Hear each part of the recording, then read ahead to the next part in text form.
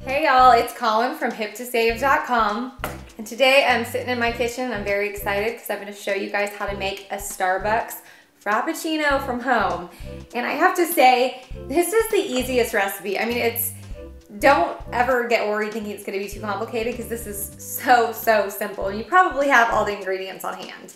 So obviously what you're going to need first is either 2 shots of espresso.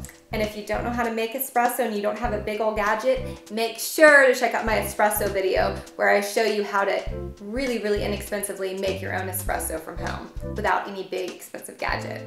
Now, if you don't want to use espresso, you can also use really strong coffee and do about 3/4 cup of coffee. And so you could even do it in your Keurig and just do either a stronger coffee or make a smaller cup so that it is stronger. And then besides the coffee, you just need ice, which I'm sure you have, milk, anything of your choice. You can even do like an almond milk, which is really good, or just regular milk, whatever you please. And sweetener, and if you want, you can do like a sugar, you can do stevia if you want to go all natural. And that is basically the gist of making your Frappuccino. And of course you need a blender. That's basically it. And then, once you're done blending it, to top it off, you can do a little homemade whipped cream or store-bought whipped cream. Some caramel syrup, you can't go wrong with that. And that's it. So let's get started. So you're basically gonna dump all of these ingredients in your blender. First, you're gonna take 2 shots of espresso or 3/4 cup of extra strong coffee and dump it right in. Then you can take some ice. This is definitely a preference. You can do about 1.5 to 2 cups of ice. Then your milk, and again, preference, you'll have to trial and error, but a 1/2 cup to 3/4 cup of milk is kind of where you're gonna wanna be at.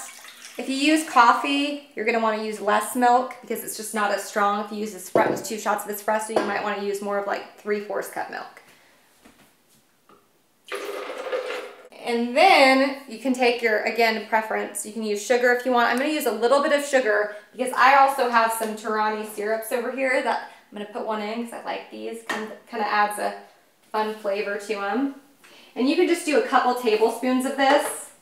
I'm just gonna do 2 tablespoons since I'm adding in the syrup. And I'm just gonna do some caramel syrup. Just a little bit there. I don't know if that was too much, but we'll see. And then that's it. Seriously, it's that simple. And then you just take it and blend it up. And then what you do is you just have a fun glass. I have this one I got from Starbucks to make it kind of fun since I'm really not eating at Starbucks. And I just pour it in there. Yummy. And then, to make it really pretty and yummy, I'm gonna put some whipped cream on there that I made. You can add in some caramel. I've always wondered, how do you guys pronounce this? Is it caramel or caramel? I'm not joking, I don't know what it is. And I think I say it different every time I say it. It's really weird. But let me know if you guys know the right wording for that. And then, dun da da da da da da. Doesn't that look beautiful?